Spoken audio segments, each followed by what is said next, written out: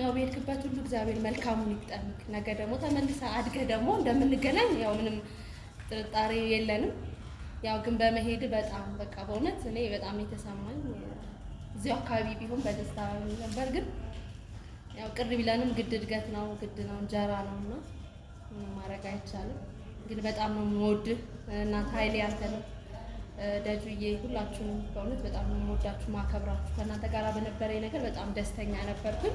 በስራ ልንጣላ እንችላለን፣ ግን መልሰን ደግሞ ወንድማማች እህታማችነታችን እንላልና ያው በጣም ነው የምወዳችሁ። ያው እንግዲህ ገሉ መልካም የስራ ዘመን ይሁንልህ እላለሁ።